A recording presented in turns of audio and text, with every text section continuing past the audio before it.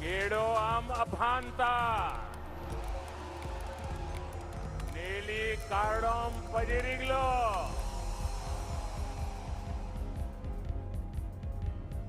असम के राज्यपाल श्री जगदीश मुखी जी, असम के लोकप्रिय मुख्यमंत्री श्री हेमंता बिस्वा शर्मा जी, कार्बी राजा श्री राम सिंह रोंगहांग जी, कार्बी आंगलांग ऑटोनोमस काउंसिल के श्री तुलसीराम रोंगहांग जी, असम सरकार में मंत्री श्री पीयूष हजारिका जी, जोगेन मोहन जी, संसद में मेरे साथी श्री होरेन सिंह बेजी, विधायक श्री भावेश कलिता जी, अन्य सभी जनप्रतिनिधिगण और कार्बी आंगलोंग के मेरे प्यारे बहनों और भाइयों,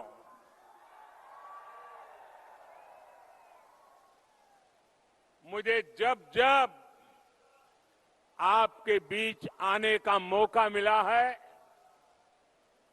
आपका भरपूर प्यार, ये आपका अपनापन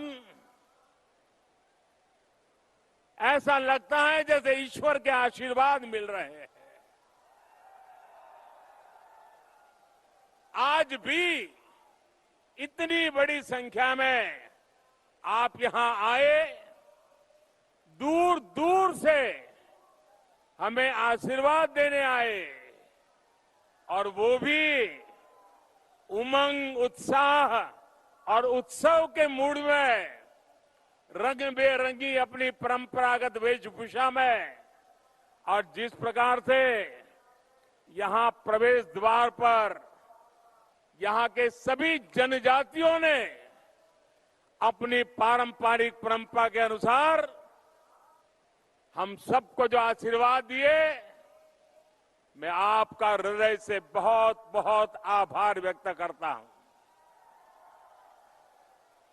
भाइयों और बहनों, ये सुखद संयोग है कि आज जब देश आजादी का अमृत महोत्सव मना रहा है, तब हम इस धरती के महान सपूत लचित बोरफुकान जी की 400वीं जन्म जयंती भी मना रहे हैं। उनका जीवन राष्ट्रभक्ति और राष्ट्र शक्ति की प्रेरणा है। कार्बी आंगलोंग से देश के इस महान नायक को मैं आदरपूर्वक नमन करता हूं, उनको श्रद्धांजलि देता हूं। साथियों, भाजपा की डबल इंजन की सरकार जहां भी हो, वहां सबका साथ, सबका विकास, सबका विश्वास और सबका प्रयास, इसी भावना से काम करते हैं। आज ये संकल्प कार्बी आंगलोंग की इस धरती पर फिर एक बार सशक्त हुआ है। असम की स्थायी शांति और तेज विकास के उसके लिए जो समझौता हुआ था, उसको आज जमीन पर उतारने का काम तेज गति से चल रहा है। उस समझौते के तहत 1000 करोड़ रुपए के अनेक प्रोजेक्ट का शिलान्यास आज यहां पर किया गया है। डिग्री कॉलेज हो, वेटरनरी कॉलेज हो, एग्रीकल्चर कॉलेज हो, ये सारे संस्थान यहां के युवाओं को नए अवसर देने वाले हैं। साथियों, आज जो शिलान्यास के कार्यक्रम हुए हैं, वो सिर्फ किसी इमारत का शिलान्यास नहीं है। ये सिर्फ किसी कॉलेज का, किसी महाविद्यालय का, किसी इंस्टीट्यूशन का शिलान्यास नहीं है। ये मेरे यहां के नौजवानों के उज्जवल भविष्य का शिलान्यास है।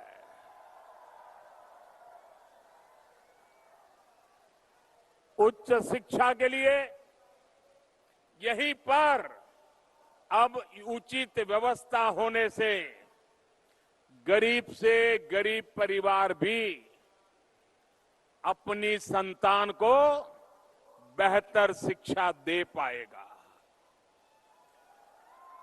वहीं किसानों और पशुपालकों के लिए भी इन इंस्टीट्यूशन से यहीं पर बेहतर सुविधाएं उपलब्ध हो पाएगी। इन प्रोजेक्ट्स के अलावा समझौते के जो दूसरे पहलू हैं, उन पर भी असम सरकार लगातार कदम उठा रही है। हथियार छोड़कर जो साथी राष्ट्र निर्माण के लौटे हैं, उनके पुनर्वास के लिए भी निरंतर काम किया जा रहा है।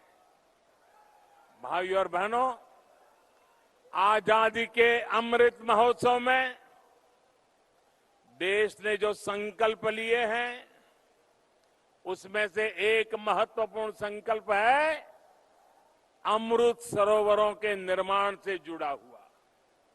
हर जिले में कम से कम 75,000 अमृत सरोवर के निर्माण का लक्ष्य। इतना बड़ा लक्ष्य लेकर के आज देश आगे बढ़ रहा है। कुछ दिन पहले ही जम्मू कश्मीर से मैंने इसकी शुरुआत की थी। मुझे खुशी है कि आज असम में भी 2600 से भी अधिक अमृत सरोवर बनाने का काम शुरू हो रहा है।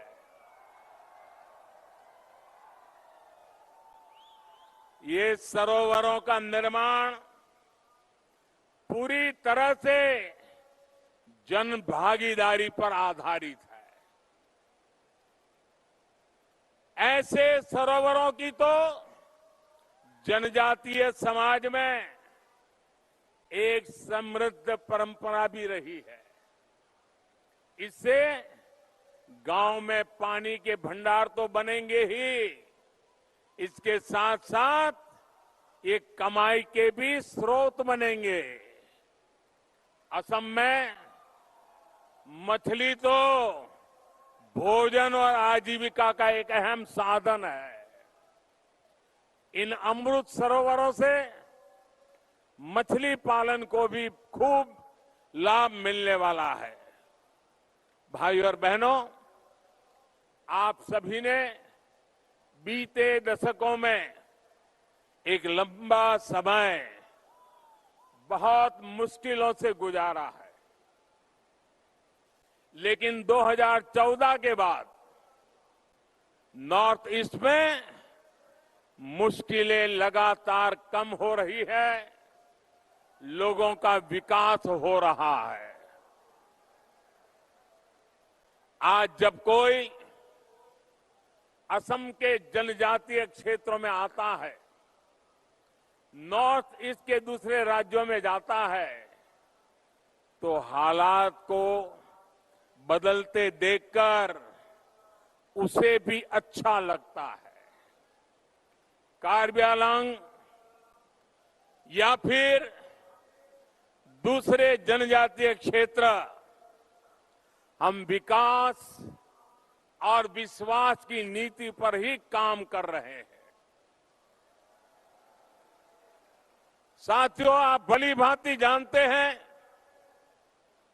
मैंने आपकी समस्याओं को, इस क्षेत्र की दिक्कतों को आप ही के परिवार के एक सदस्य के रूप में, आप ही के एक भाई की तरह, आप ही के एक बेटे की तरह मैंने हर मुसीबत को समझने की कोशिश की है।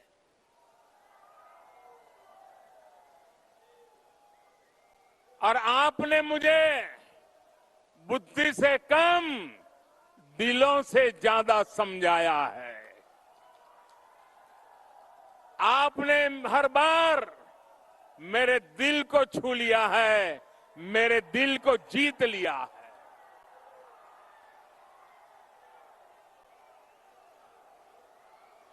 जब परिवार के सदस्य के रूप में हम सब एक परिवार की तरह समाधान खोजते हैं, तो उसमें एक संवेदनशीलता होती है, दर्द और पीड़ा का एहसास होता है, आपके सपनों को समझ पाते हैं, आपके संकल्पों को समझ पाते हैं, आपके नेक इरादों की इज्जत करने के लिए जिंदगी खपाने का मन कर जाता है।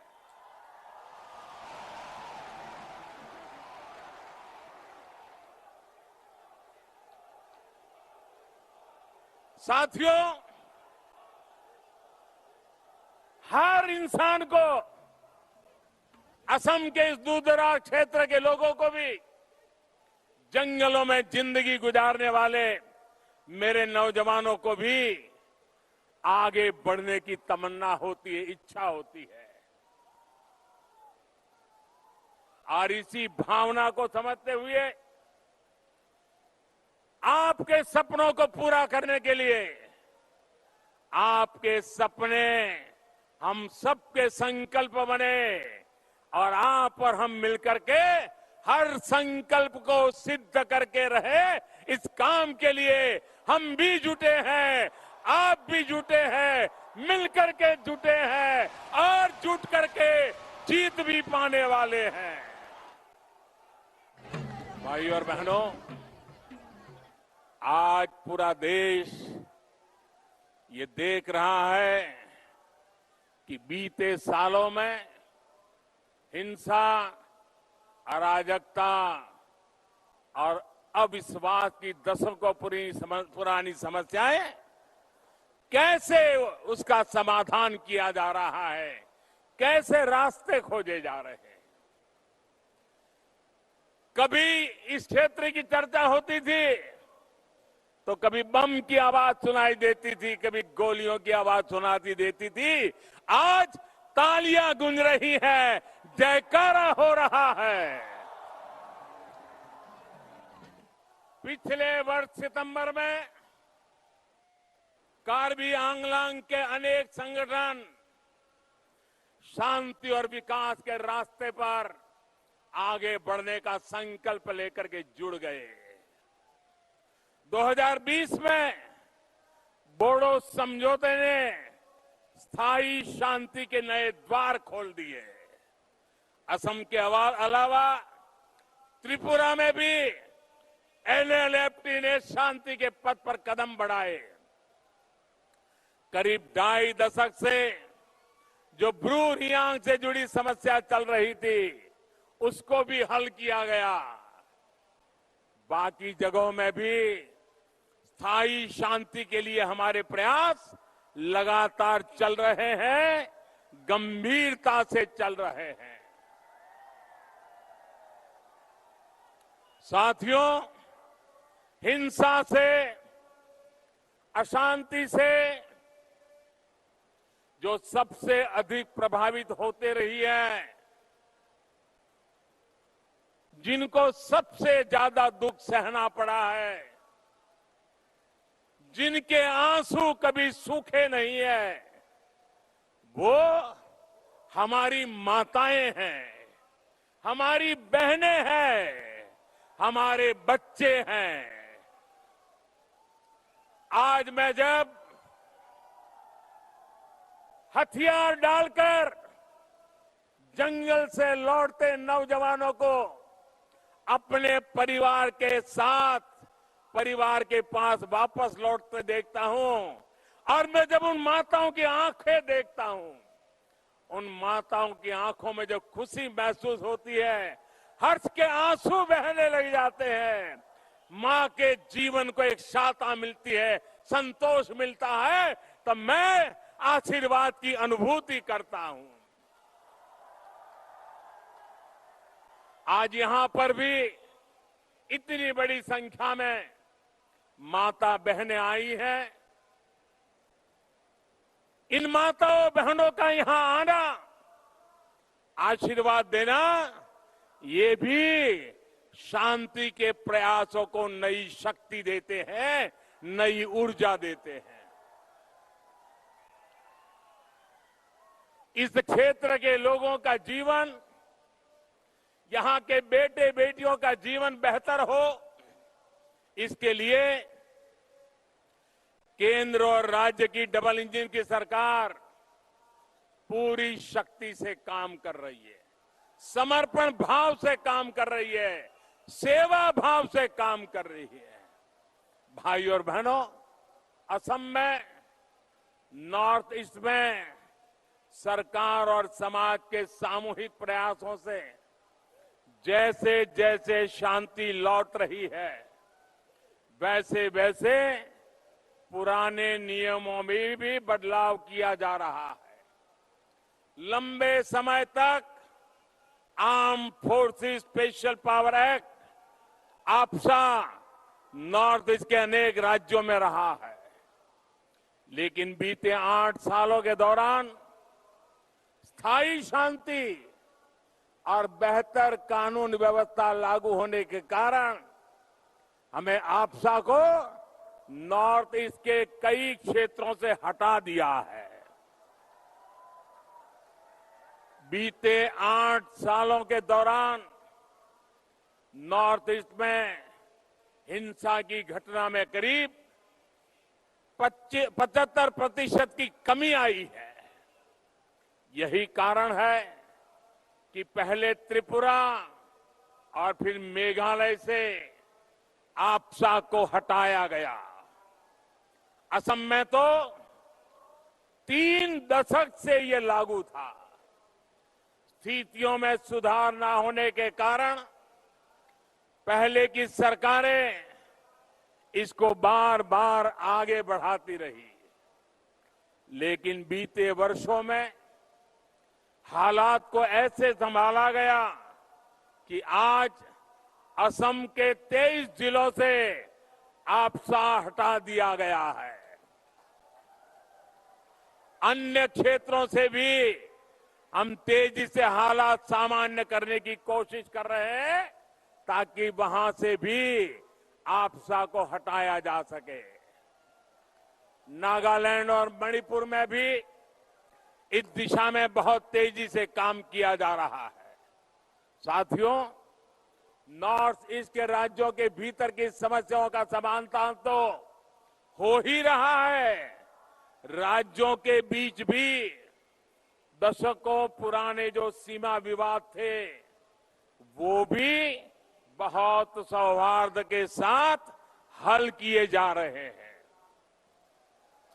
मैं हेमंता जी और नॉर्थ ईस्ट के दूसरे मुख्यमंत्रियों को भी आज विशेष बधाई दूंगा कि उनके प्रयासों से नॉर्थ ईस्ट अब देश की सशक्त आर्थिक इकाई बनने की ओर अग्रसर है।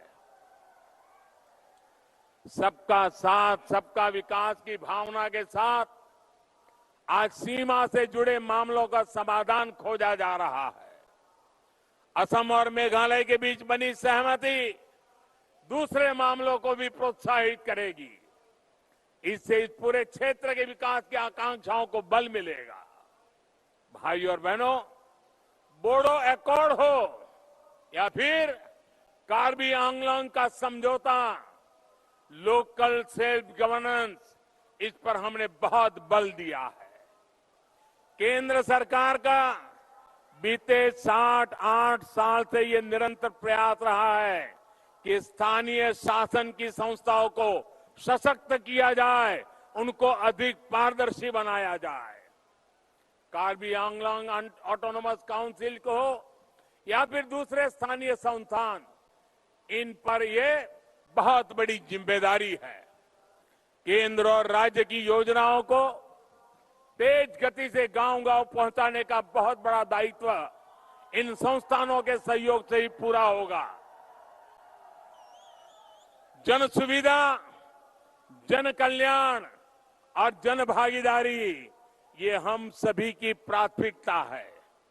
भाइयों और बहनों, राष्ट्र के विकास के लिए राज्य का विकास और राज्य के विकास के लिए गांव का विकास, नगरों का विकास, ये बहुत आवश्यक है। गांवों का सही विकास तभी संभव है जब स्थानीय आवश्यकताओं के अनुसार, स्थानीय परिस्थितियों के अनुसार विकास योजनाएं बने और उनको पूरी तरह अमल किया जाए। इसलिए बीते वर्षों में केंद्र की योजनाओं में हमने स्थानीय जरूरतों को बहुत ध्यान में रखा है। अब जैसे गरीबों के आवास से जुड़ी योजनाएं हो, जो पहले चलती थी, उनके नक्शे से लेकर मटेरियल तक सब कुछ दिल्ली में तय होता था, जबकि कार्बी आंगलॉन्ग जैसे आदिवासी क्षेत्रों की परंपरा अलग है, घरों के निर्माण से जुड़ी संस्कृति अलग है, मटेरियल की उपलब्धता अलग है। इसलिए एक बड़ा बदलाव प्रधानमंत्री आवास योजना में यही किया गया कि लाभार्थी के बैंक खाते में सीधे पैसे जाएंगे। इसके बाद वो लाभार्थी अपनी पसंद के अनुसार, अपनी इच्छा के अनुसार वो खुद का घर बनाएगा और सीना तान कर को दुनिया को कहेगा कि मेरा घर है, मैंने बनाया है। हमारे लिए ये प्रधानमंत्री आवास योजना ये कोई सरकार की कृपा का कार्यक्रम नहीं है। हमारे लिए प्रधानमंत्री आवास योजना गरीबों के सपनों का महल बनाने का सपना है, जो गरीब की इच्छा के अनुसार बनाने का सपना है। गांव के विकास में गांव के लोगों की अधिक भागीदारी की ये भावना हर घर जल योजना में भी है। घर घर जो पाइप से पानी पहुंच रहा है, उसको गांव की पानी समितियां ही मैनेज करें, और उसमें भी समितियों में ज्यादातर माताएं बहनें हो, क्योंकि पानी का महत्व क्या होता है वो माताएं बहना जितनी समझती है ना, इतनी मर्दों को समझ नहीं आती है। और इसलिए हमने माताओं बहनों को केंद्र में करके पानी की योजनाओं को बल दिया है। मुझे बताया गया है इस योजना के शुरू होने से पहले तक जहां 2% से भी कम गांवों के घरों में यहां पाइप से पानी पहुंचता था, अब लगभग 40% परिवारों तक पाइप से पानी पहुंच चुका है।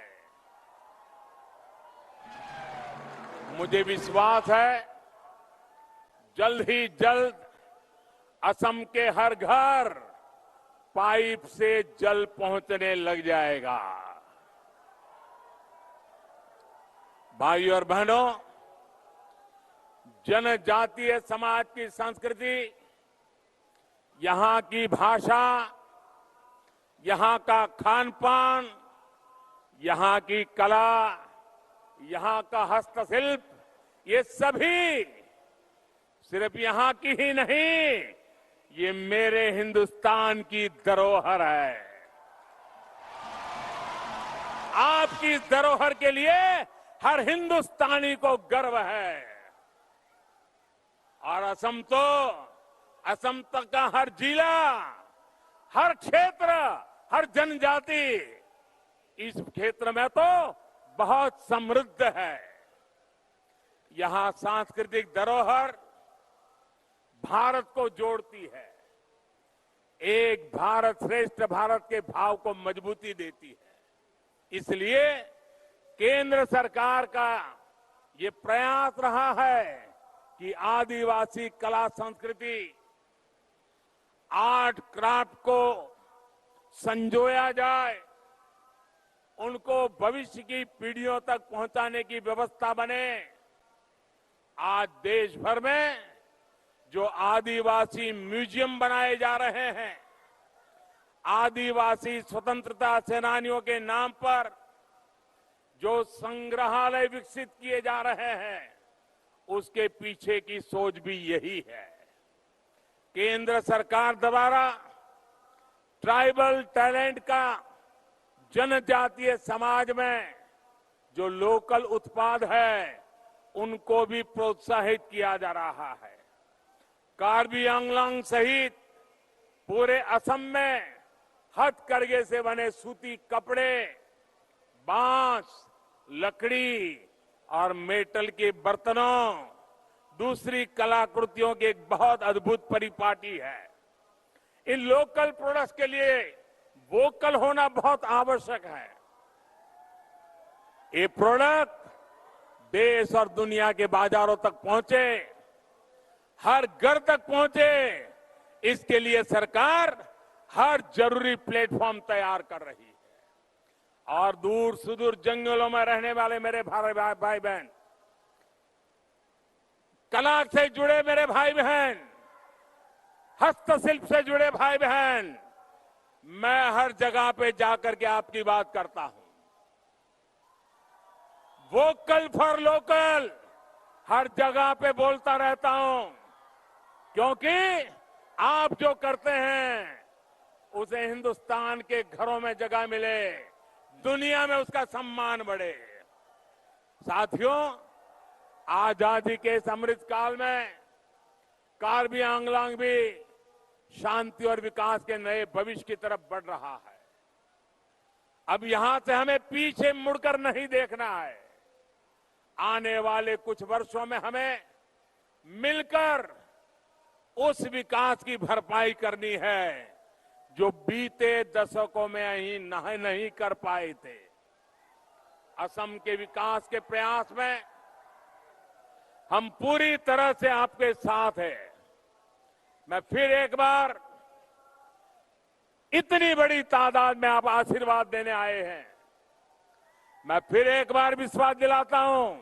मैंने पहले भी कहा था, आपका ये जो प्यार है ना, इस प्यार को मैं ब्याज समेत लौटाऊंगा,